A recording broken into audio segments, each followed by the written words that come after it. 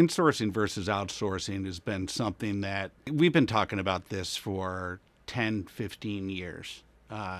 There was a first generation of outsourcing, which was fund administration, back office.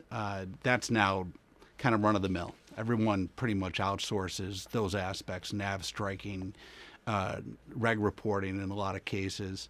Then middle office outsourcing came along. I'll call that the second generation of outsourcing, and firms took a hard look at that. It's no longer a trend. It's here to stay. At this point, there are very few functions in the investment management process outside of secret sauce, portfolio management, research, and so forth that are not a candidate to outsource. Outsourced trading is now something that not just smaller firms are taking a look at. I'm not going to sit here and say that traders have been commoditized, but it's certainly something that the asset management industry has taken a hard look at. At the end of the day, there's no right answer into forming a balance between insourcing and outsourcing. I mean, there's cultural aspects that come into play. There's the types of assets that you trade, how big of a firm, how global are you. The only way to really solve, I don't know if solve is even the right word, the only way I think to find that true balance between insourcing and outsourcing is to look at your operating model, both top down and bottom up, and see what the right fit is for you.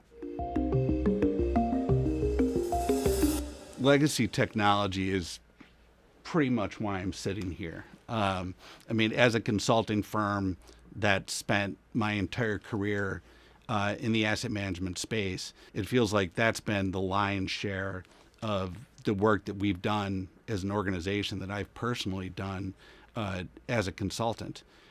Legacy tech has been around for decades. It's part of the game, right? So making sure that you're constantly taking a look at your tech stack, that you're constantly looking at your operating model to follow along with your investment strategy is absolutely paramount. I mean, legacy tech is not, I don't want to sit here and say it's here to stay, because there's an inherent risk.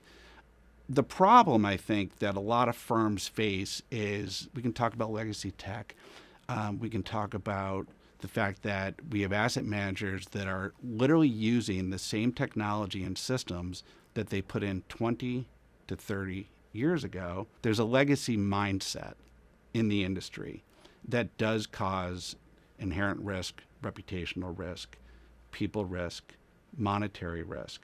And the quicker that we can kind of get senior members of an organization to kind of try to flip out of that legacy mindset and take a regular, recurring look at what is out there. Does it make sense to outsourcing certain aspects of your operating model? Does it make sense to look at cloud native, cloud-enabled software that might enable you to pivot, move into investment strategies like private assets, ETFs, make acquisitions to augment your asset management organization? And I think that's just something that people need to take a hard look at.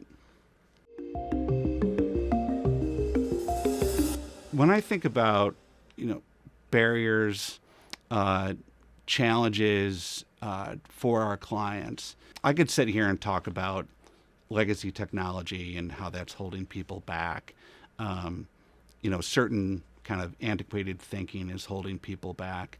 But I'm going to take this in a slightly different direction. There's very few asset managers of any size, of any ambition, that aren't taking on large transformative projects right now. And I think there's a problem in our industry, which is what I feel is a massive barrier. And we see it firsthand because that's what we do. We run transformation projects. There is a lack of leadership and a lack of efficiency that they are essentially running into each other right now. When I talk about a lack of leadership, I think we've kind of lost sight of what it means to provide true sponsorship for large programs, large implementations. And when I talk about sponsorship, I'm talking about that kind of one throat to choke. The person, forgive me for that term, but the the one person on behalf of a software vendor, a solution provider, an asset manager that is willing to make the hard decisions. And we have to spell that out. And that's fine as long as they understand the role. Decision by consensus seldom works, in my opinion. And we try to empower our consultants to really kind of pound the table and make sure that they don't walk out of meetings without a decision. Now, I talked about leadership. There's also an efficiency problem right now. And I'm going to point the finger at COVID. I think there's been, since COVID, I think there's been a lack of collaboration. I think there's been communication problems, and it leads to inefficiency and transformation programs that used to get delivered on time and on budget are now hopelessly getting overrun. They're years behind. They are millions of dollars in some cases over budget. I'm not saying there's a simple fix to this, but getting people in person, co-located, running workshops like I've run countless times, and not walking out of that room until there's a decision is something that absolutely needs a light shined upon it, and it needs to be fixed. Asset managers moving into private assets is something that it's certainly, I don't want to call it the flavor of the month because it's absolutely happening. There isn't a conference that I've been to, whether it's an industry conference, whether it's something that's put on by a solution provider, what have you, where private assets isn't front and center. Private assets and AI, but I don't want to talk about AI right now. Private assets moving into alternative assets is something that everyone's looking at. All right, you got the Blackstones, the BlackRocks, the Apollos, State Street, both from a provider standpoint and an investment standpoint. Everyone is moving in that direction and trying to figure out what they need to do from a technology and an operations standpoint. Now, spending, I don't want to date myself, but I'll just say 20 plus years in the industry, an investment manager, a CIO that wants to get into whether it's real assets or ETFs, complex derivative books back in the day, and now private assets, they're not going to stop and wait for ops and tech to have a surefire solution. They're going to expect them to catch up, even if they have to manage certain aspects of their book on, heaven forbid, Excel spreadsheets. What does that lead us to? It leads us to white papers that are in my inbox every day from providers saying they have a TPV, a total portfolio view, or they have a solution to the whole office, or the whole fund view, or the whole portfolio view. Everyone's coming up with these names and acronyms. It actually reminds me a little bit of IBOR. IBOR, believe it or not, has been around for 12 plus years now, and I still think there's a disagreement as to exactly what IBOR is. And then all the other bors came, right? The A bors and the P bors and the T bors.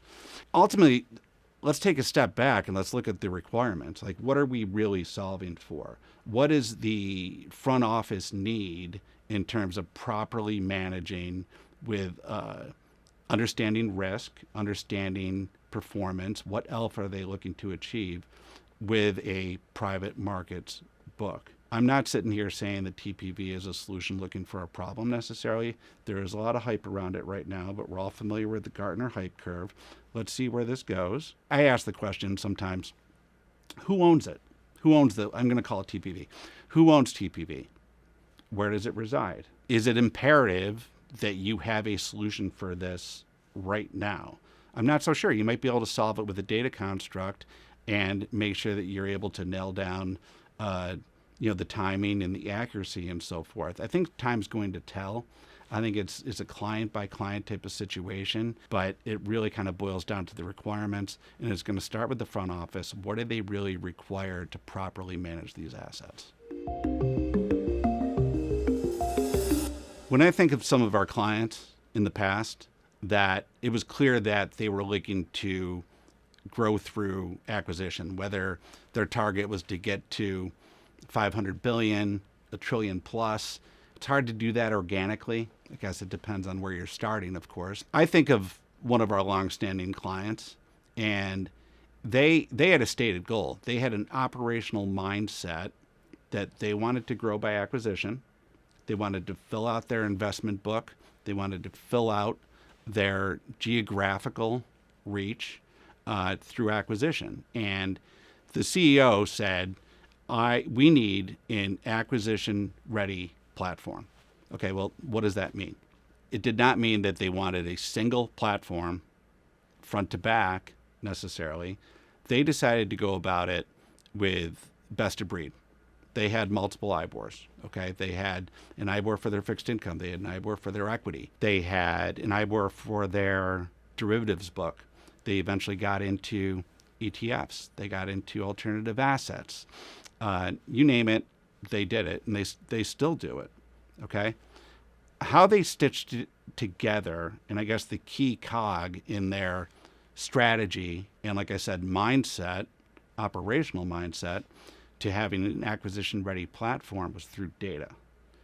They had and still have, in my estimation, a cutting-edge data platform and a cutting-edge data approach to ensure that if they were to do a $250 billion acquisition, several hundred portfolios to fill a gap in their book, they were able to do it seamlessly, moving on to the best of breed platforms and so forth that I didn't name by name, but I described them at least a little bit from an accounting standpoint and order management standpoint. They had different systems, but they had a single data approach.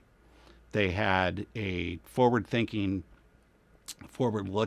data ecosystem, data integration platform, and so forth, which enabled them multiple times. I can think of 3 acquisitions off the top of my head right now. They got them all done. They got them all implemented, transformed, and were able to close on those deals all within 1 year.